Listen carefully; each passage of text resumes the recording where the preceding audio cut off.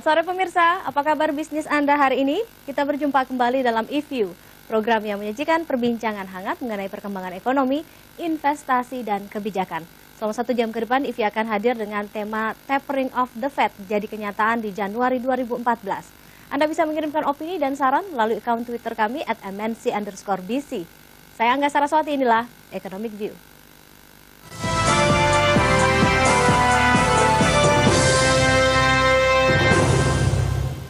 Ya, setelah sekian lama menjadi rumor panas, akhirnya tapering the Fed akan menjadi kenyataan pada Januari mendatang. Pengurangan stimulus moneter ini akan secara moderat diawali dengan menurunkan pembelian obligasi sebanyak 75 miliar dolar Amerika. Membaiknya sejumlah data perekonomian di Amerika menjadi salah satu alasan mengapa tapering off ini dilakukan. Lalu bagaimana dampaknya terhadap negara emerging market seperti Indonesia? Sebelum membahasnya, kita akan simak dulu tayangan berikut.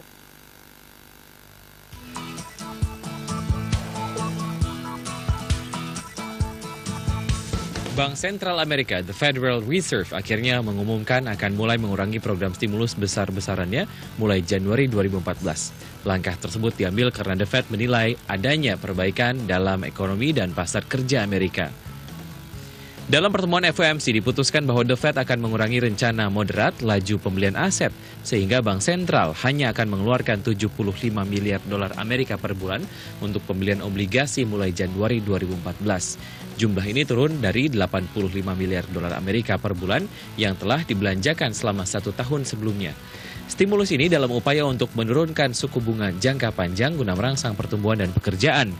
Dalam perakiraan ekonomi terbaru, The Fed memproyeksikan pertumbuhan produk domestik bruto atau PDB antara 2,8% hingga 3,2%. 10 poin lebih luas daripada kisaran 2,9 hingga 3,1% yang diproyeksikannya pada September.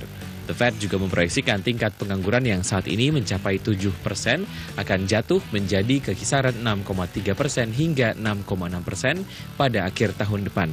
Meningkat dari estimasi sebelumnya yang berada pada kisaran 6,4 hingga 6,8%. Sementara itu diperkirakan Bank Sentral masih mempertahankan suku bunga utamanya pada 0 hingga 0,25%. Suku bunga rendah ini telah bertahan selama 5 tahun untuk mendukung pemulihan ekonomi Amerika dari resesi. Tim Liputan MNC Business.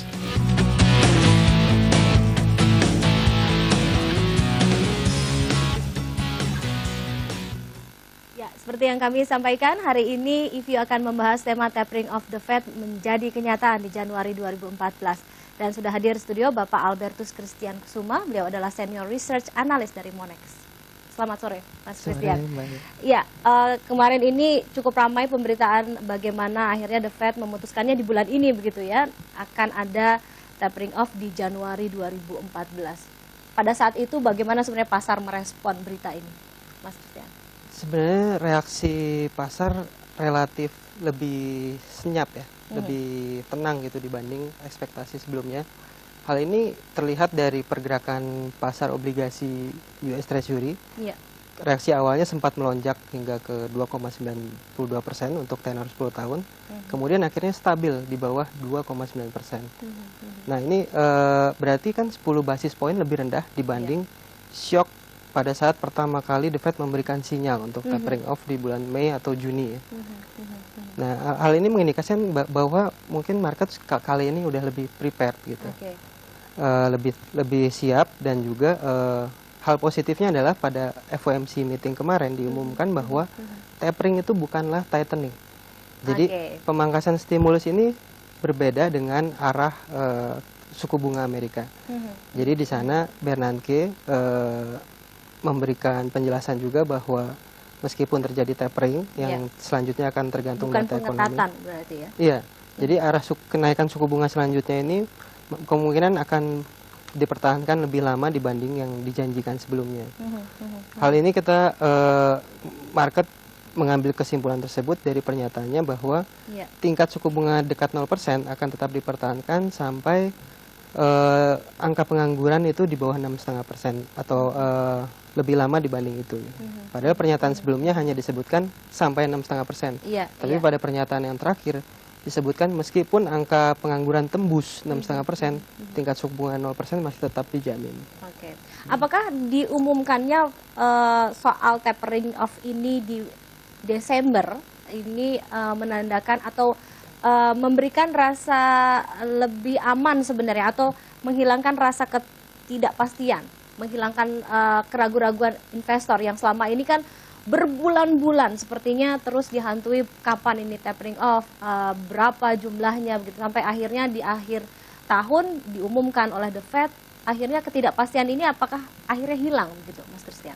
Sebenarnya ketidakpastian yang hilang itu adalah solidnya pertumbuhan pasar tenaga kerja Amerika. Jadi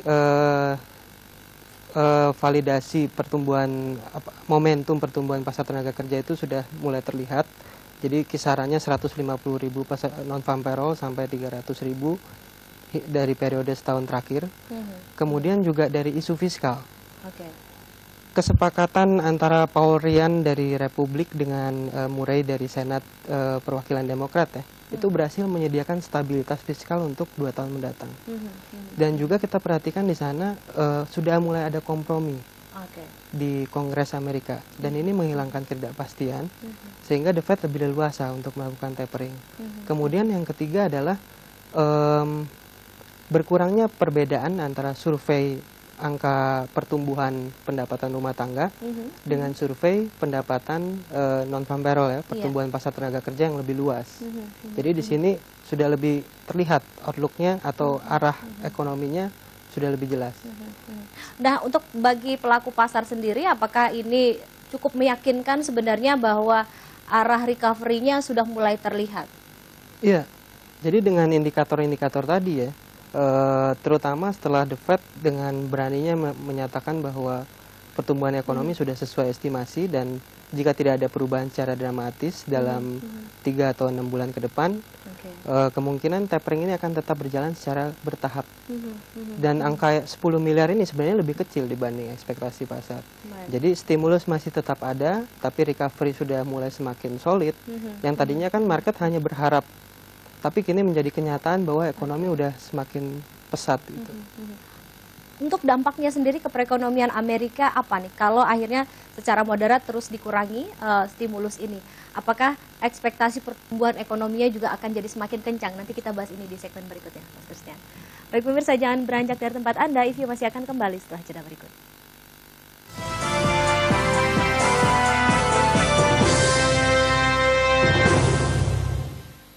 Ya, selamat sore bagi Anda yang baru saja bergabung bersama kami. Hari ini IView membahas tema tapering of the Fed menjadi kenyataan di Januari 2014. Baik, Mas Christian, kita lanjutkan. Saya tanyakan dari sisi efek ataupun dampak dari taper off ini yang secara moderat dilakukan the Fed. Untuk Amerikanya sendiri, pertumbuhan ekonomi Amerika sendiri, apakah akan kelihatan ada membaik yang cukup pesat nanti di 2014 dengan dikuranginya stimulus? Atau malah akan ada efek yang lain sebenarnya? Ya, jadi kalau kita lihat respon di pasar obligasi yang cukup signifikan ya untuk menjadi indikator efek dari tapering, dengan stabilnya pasar obligasi di kisaran 3,1% sampai 2,5% itu sebenarnya positif, karena recovery di sektor perumahan yang sangat sensitif dengan suku bunga itu akan lebih berkesinambungan. Sebaliknya, justru kalau tidak terjadi tapering, nanti kan masih timbul ketidakpastian sehingga memicu lonjakan yield obligasi tadi secara prematur. Padahal misalnya The Fed masih belum mengambil keputusan gitu. Iya. Dan keputusan ataupun proyeksi-proyeksi yang disampaikan The Fed yang kelihatannya memang agak sedikit optimis begitu di 2014 harus didukung dengan apa saja kira-kira setelah dengan pengurangan stimulus? Apakah dari sisi fiskalnya juga sebenarnya cukup mendukung? Dari sisi fiskal kelihatannya sudah aman ya, karena kan kemarin Senat sudah menyetujui paket anggaran 2 tahun, dan bisa dikatakan udah goodbye kondisi defisit fiskal yang besar di Amerika, karena proyeksinya hingga 10 tahun mendatang, kemungkinan defisit yang besar itu sudah bye-bye.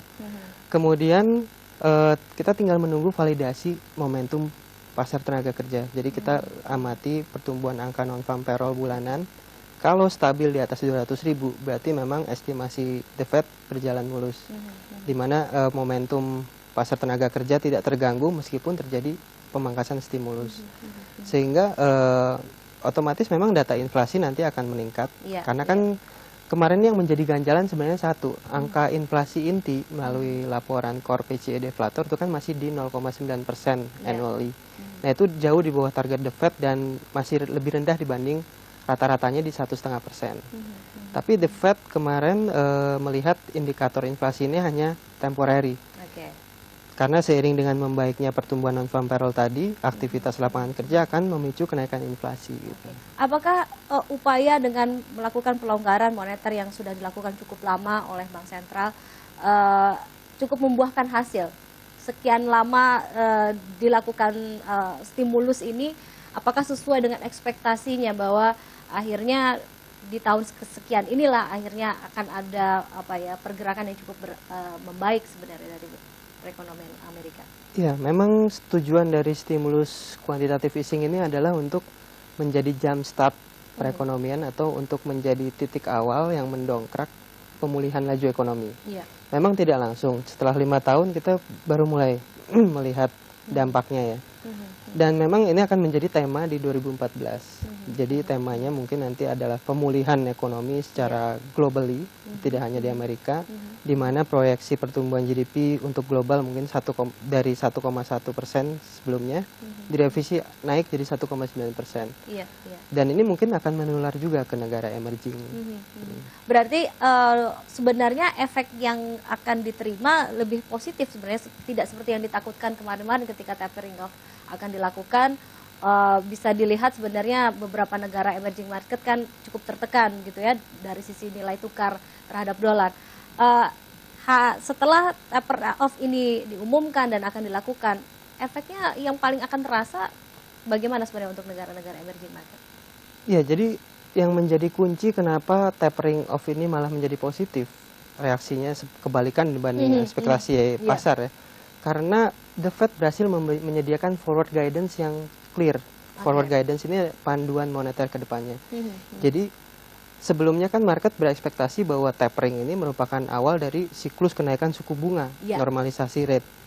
Tapi dengan pernyataan yang baru bahwa tingkat suku bunga rendahnya ini tetap dipertahankan di dekat 0% meskipun angka pengangguran tembus 6,5%. Nah berarti market baru menyadari bahwa memang The Fed berkomitmen memisahkan antara tapering dengan tightening ini beda gitu. Sehingga dampaknya ke emerging market positif justru. Kalau kita bisa lihat dari indikator beberapa bursa di Asia saja setelah adanya pengumuman ini, bagaimana kondisinya? Ya, jadi kalau kita lihat indikator bursa ya, berhasil menepis efek negatif dari tapering dan ini memang sejalan dengan pandangan kami bahwa fokus hot money selanjutnya itu udah bergeser ke fundamental negara emerging sendiri. Jadi mungkin pasar-pasar negara pasar emerging yang memiliki fundamental seperti defisit neraca berjalan yang membaik, tekanan inflasi yang terkontrol, kemudian kesinambungan kebijakan moneter dan fiskal yang bisa menunjang perbaikan defisit, itu akan menjadi negara yang dituju. Iya. Negara mana kira-kira yang memiliki spesifikasi yang tadi Anda katakan? Kalau Indonesia sepertinya akan kesulitan begitu ya, karena kita juga sendiri memiliki beberapa isu. Bagaimana, Mas? Kalau saat ini kan yang kita lihat defisitnya yang surplus kan seperti Korea Selatan ya, kemudian Polandia, Meksiko, di sana memiliki fundamental yang baik. Kalau Indonesia dan India mungkin dari sisi valuasi equity dan pasar hutangnya itu masih cukup menjadi incaran para investor. Tapi hal ini memang tergantung beberapa faktor lainnya, khususnya dari sisi permintaan domestik. Dalam artian yang seperti apa kalau bisa Anda jabarkan? Kondisi ekonomi Indonesia yang seperti apa sebenarnya yang kemungkinan ini bisa jadi ancaman atau ada sisi yang bisa diandalkan sebenarnya dengan misalnya menaikkan suku bunga acuan sehingga dana-dana bisa tertahan, apakah itu juga cukup yang bisa diandalkan gitu? Bagaimana Mas Christian? Sebenarnya itu mungkin cukup membantu ya untuk meredam depresiasi rupiah. Tapi faktor yang sangat penting saat ini defisit, karena ini defisit neraca berjalan akan menjadi driver utama pergerakan bursa untuk sampai 6 bulan ke depan. Memang proyeksinya adalah terjadinya penyusutan defisit seiring dengan membaiknya permintaan dari negara Amerika Serikat dan China dalam sampai 18 bulan ke depan. Di jangka panjang mungkin akan kita bisa harapkan stabilitas nilai tukar dengan sendirinya. Dan kemudian mungkin faktor kebijakan fiskal dan moneter juga ya. Nah, masalahnya saat ini pasar mengharapkan adanya kenaikan 75 basis poin lagi kan di 2014. Tapi saya sendiri melihat kemungkinannya kecil bagi BI untuk menaikkan suku bunga. Berarti bauran kebijakan yang seperti apa nih yang kira-kira tepat? Satu sisi bisa juga mengakomodir keinginan pasar begitu, tapi satu sisi juga ada perbaikan struktural yang diharapkan. Nanti kita bahas ini di segmen berikutnya, Mas Christian. Baik pemirsa, jangan beranjak dari tempat Anda. IView masih akan kembali setelah jeda yang berikut.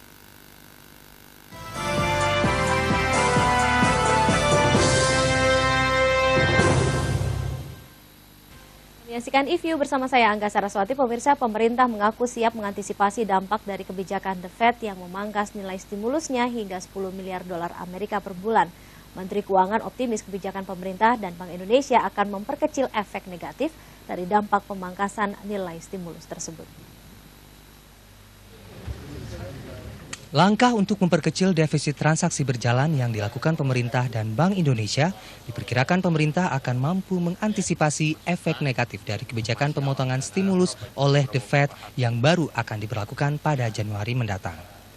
Menteri Keuangan Khatib Basri menjelaskan, antisipasi tapering off yang dilakukan The Fed awal tahun ini akan dilakukan seiring dengan kebijakan memperkecil defisit transaksi berjalan. Insentif terhadap pengembangan aktivitas R&D, training, juga jaminan sosial, kebijakan perburuhan ini dilakukan. Kemudian perbaikan di neraca berjalan tadi sudah kami sampaikan, berbagai langkah.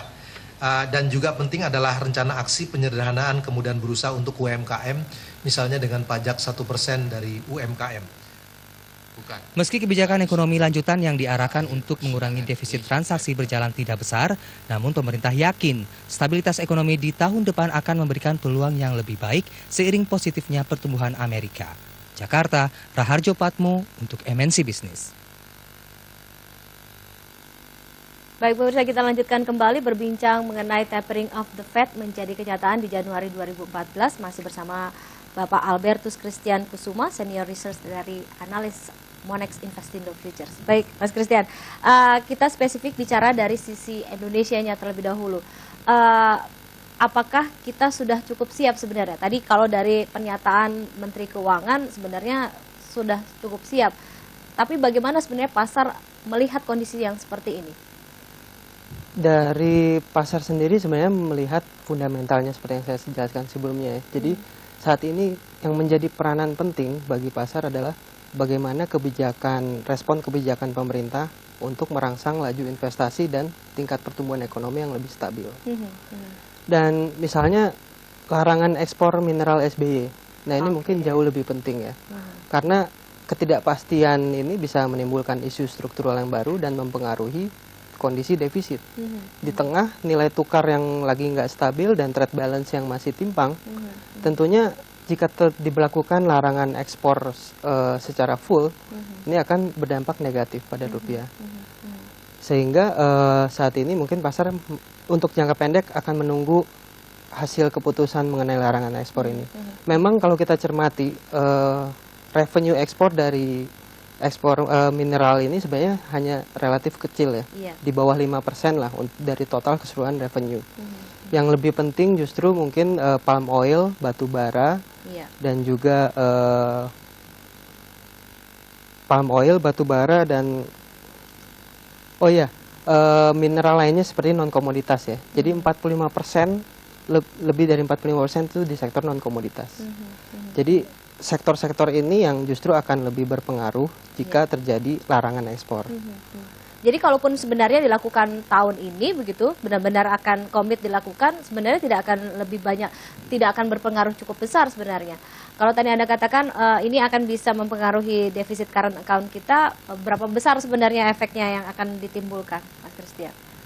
Ya, jadi kalau di jangka pendek ketidakpastian ini kan masih berpengaruh ya. Jika nanti SBY menerapkan fleksibilitas untuk larangan ekspor, misalnya menyediakan waktu bagi para penambang untuk menyiapkan output yang lebih ready gitu. Jadi smelternya mungkin disiapkan terlebih dahulu sehingga revenue ekspornya tidak terpengaruh ya. Kemudian juga mungkin memberikan respon kebijakan yang lain yang bisa menopang kondisi ekspor di sektor non komoditas. Oke, kalau kita lihat dari kondisi ekonomi Indonesia saat ini, apakah memang Indonesia masih dikategorikan cukup menarik untuk berinvestasi? Faktor-faktor apa saja sebenarnya yang membuat para pelaku pasar akan bisa stay ataupun kembali yang tadinya mungkin sudah mulai melepas kepemilikannya di Indonesia? Sebenarnya ada 3 faktor utama ya.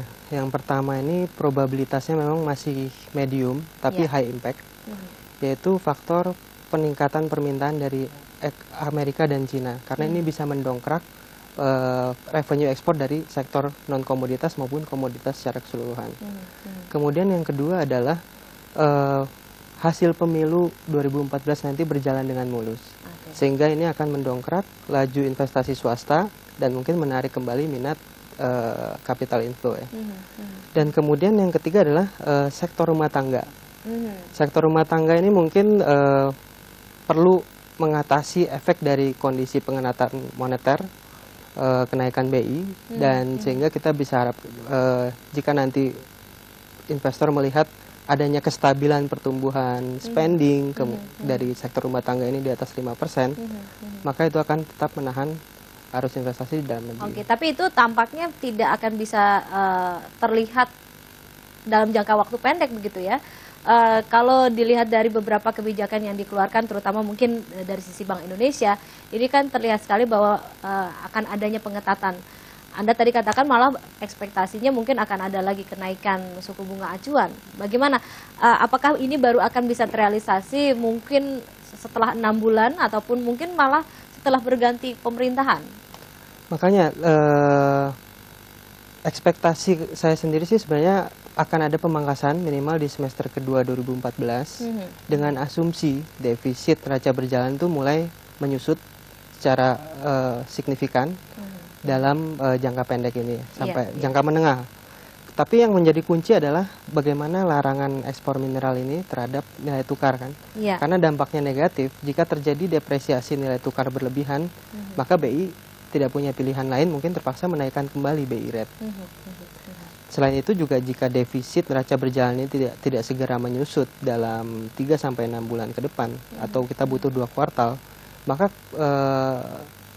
kenaikan BI rate masih bisa diekspektasikan. Tapi saya sendiri cukup optimis, jadi defisit itu bisa membaik sehingga di semester kedua kita bisa mengharapkan adanya pemotongan suku bunga. Oke, berarti dalam jangka waktu dekat ini sebenarnya dari sisi pengetatan moneter masih akan terjadi, bagaimana spending masyarakat juga masih akan ada pengetatan juga, dengan artinya seperti itu, Mas Christian? Ya, asumsinya sih saat ini. Dalam jangka waktu berapa lama? 3 bulan atau 4 bulan atau mungkin 1 semester akan terjadi yang seperti ini di Indonesia? Paling lambat sebenarnya 2015 ya, itu udah mulai stabil dan siap-siap rebound. Khususnya jika hasil pemilu nanti berjalan mulus, tidak memicu isu-isu yang kontroversial ya, sehingga memicu provokasi, demonstrasi dan sebagainya kan. Baik. Karena jika skenario itu yang terjadi, nanti kita bisa siap-siap rebound, kemudian bersamaan dengan meningkatnya permintaan Amerika dan China, defisit neraca berjalannya bisa pulih lebih cepat lagi gitu. Oke, untuk 2014 apa sebenarnya ekspektasi pelaku pasar terhadap Indonesia? Nanti kita bahas ini di segmen berikutnya. Baik pemirsa, sekali lagi kami ingatkan Anda bisa berpartisipasi mengirimkan opini dan saran Anda di akun Twitter kami @mnc_bc. Economic View segera kembali.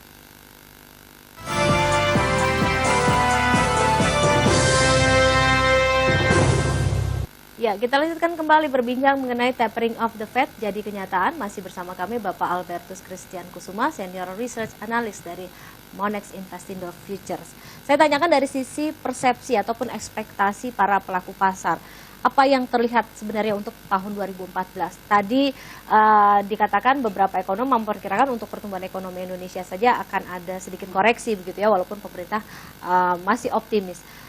Apakah pelaku pasar juga berekspektasi yang sama? Masih ada sisi positif di 2014? Ya, jadi memang itu yang menjadi tema utama ya, recovery ekonomi global, termasuk juga di negara emerging. Dan juga untuk Indonesia sendiri memang untuk mendekati pertumbuhan GDP 6%, itu dibutuhkan kenaikan permintaan dari Amerika dan Cina untuk komoditas. Ya. Tapi hambatannya adalah jika diberlakukan implementasi larangan ekspor mineral di awal 2014, ini mungkin bisa menekan kondisi defisit juga lebih sulit untuk pulihnya gitu dalam 2-3 kuartal ke depan.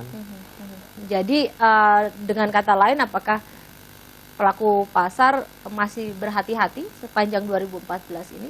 Iya, untuk jangka pendek ini mungkin akan terus menunggu kepastian larangan ekspor mineral SBY. Kalau sepanjang 2014 sebenarnya optimis cenderung hati-hati. Karena skenario-nya sebenarnya lebih banyak yang positif, tapi perlu menunggu validasi.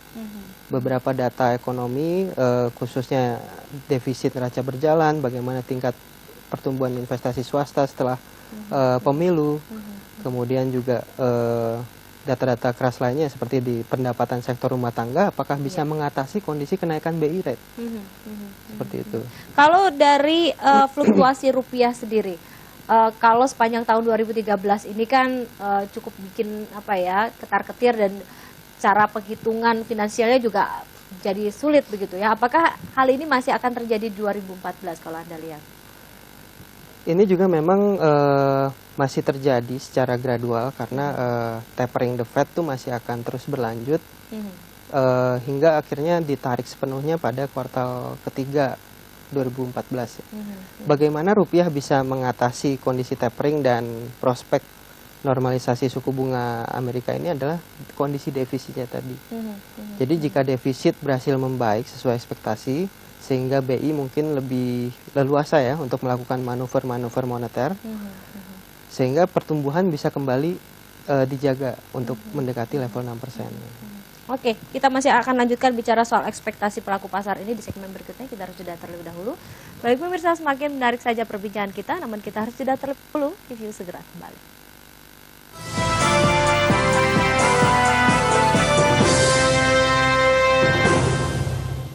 Baik pemirsa, kita lanjutkan kembali berbincang bersama Bapak Albertus Christian Kusuma, Senior Research dari Monex Investindo Futures.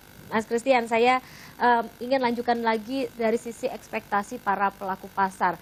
Dengan kondisi yang seperti saat ini, apakah memang berinvestasi di pasar keuangan Indonesia masih jadi tujuan sebenarnya? Ataukah malah ada peralihan-peralihan ke pasar-pasar komoditas misalnya seperti itu? Bagaimana? Memang ada potensi juga terjadi peralihan arus modal ke pasar aset beresiko ya, selain dari pasar komoditas. Tapi memang komoditas ini meskipun kemarin kita perhatikan reaksinya pada pengumuman tapering, di komoditas selain emas itu berhasil menepis juga efek negatif dari tapering. Tapi saya sendiri masih melihat belum positif untuk komoditas, kelas aset komoditas ini, karena untuk emas sendiri itu biasanya terimbas negatif secara historis ya. Ketika inflasi Amerika masih di kisaran 0-2%, kemudian pertumbuhan GDP-nya antara 2-4%, di China sebagai konsumen emas terbesar dunia, jika pertumbuhan GDP-nya juga hanya di kisaran 6-8%, itu biasanya secara historis emas kurang menarik. Dan akan terus terkoreksikah sebenarnya harga emas? Kalau kita lihat jika faktor-faktor yang tadi tidak menyimpang dalam 2-3 kuartal ke depan, ada potensi emas terus terpuruk hingga kisaran 1.000 per troy ounce. Target 2014 ya. Ini bisa terjadi setelah kita perhatikan sepanjang efek dari tapering ini mulai muncul di bulan Mei sampai Juni, itu terjadi 33% capital outflow di aset ETF yang berbasis emas. Dan selanjutnya pasar masih berekspektasi tambahan 32% lagi outflow dari ETF emas. Jika ini skenario ini terbukti, maka nanti dengan sendirinya emas akan turun terus. Beda dengan komoditas minyak. Kalau minyak kemarin berhasil terangkat ya, dan mungkin sampai tahun 2020 belum mencapai level peak Jadi masih bisa mencapai level peak lebih tinggi lagi dibanding 2013 kemarin. Ini mengapa? Karena dari sisi kebutuhan ya. Kalau kita lihat kebutuhan untuk minyak itu masih terus meningkat, apalagi di China kita perhatikan kan 20 juta kendaraan bermotor, mobil itu terjual hanya dalam 11 bulan di 2013. Dan ekspektasinya sampai tahun mendatang juga masih terjadi peningkatan ownership dari kendaraan bermotor di negara emerging. Sehingga permintaan terhadap minyak ini mungkin masih akan tetap terjadi dan level peak minyak ini masih belum terlihat ya. Dengan adanya mulai recover di Amerika, apakah ini juga akhirnya ikut mendorong, Mas Christian? Seberapa besar sebenarnya kemungkinan harga minyak ini bisa akan terkerek? Di levelan berapa sebenarnya potensi harga minyak ini bisa naik? Mulai di kisaran $90 per barel di bawah itu mungkin bisa terjadi aksi beli minyak fisik ya, seiring dengan rendahnya level harga minyak. Dan mungkin bisa berkesinambungan seiring dengan meningkatnya pertumbuhan ekonomi Amerika dan China. Kalau Anda bisa sarankan sebenarnya apakah saat ini lebih bisa berinvestasi di sana atau mana dulu nih? Kalau kita bandingkan misalnya dengan emas, Anda katakan tadi kan kemungkinannya masih akan ada terjadi penurunan. Bagaimana untuk kedua komoditas ini untuk berinvestasi? Mana yang sebenarnya jauh lebih menguntungkan dan aman sebenarnya? Saat ini kan kita perhatikan emas itu sudah jatuh di bawah level psikologis 1.200 per troy dan mungkin nanti akan terus turun sampai ke level bottom 2008. Jika itu terjadi mungkin cukup menarik melakukan pembelian emas fisik ya, karena murahnya harga emas. Tapi kenaikannya nanti tidak akan konsisten, kenaikannya tidak sustainable gitu seperti minyak. Jadi mungkin nanti akan dimanfaatkan lagi dengan profit taking, kemudian shifting lagi ke pasar aset beresiko. Apakah tidak ada sedikit pengaruh dari demand-nya sendiri secara emas fisik? Apakah ini juga di 2014 ada kemungkinan permintaan akan bertambah untuk mengamankan misalnya cadangan devisa dalam bentuk emas? Apakah hal ini masih dilakukan oleh bank-bank sentral? Kebutuhan ini semakin berangsur semakin mereda ya di 2014 karena kenaikan suku bunga real itu menyebabkan kenaikan opportunity cost terhadap emas. Jadi istilahnya menyimpan emas itu rugi karena tidak mendapatkan bunga. Padahal kenaikan suku bunga real ini kalau kita menyimpan di kelas aset lainnya mendapatkan dividen gitu istilahnya kan. Jadi permintaan terhadap emas terus menyusut sampai akhirnya nanti kita dapatkan mungkin jika ada peningkatan inflasi udah tembus di atas 2%, kebutuhan terhadap hedging inflasi mulai tampak di emas. Gitu. Baik, kita masih punya satu segmen lagi, Mas Christian. Saya ingin tanyakan outlook Anda dari Monex sendiri, bagaimana melihat 2014 untuk ekonomi Indonesia, emerging market, dan juga mungkin nanti Amerika. Sedikit kita akan bahas. Baik, pemirsa, jangan beranjak dari tempat Anda. EView masih akan segera kembali sesaat lagi.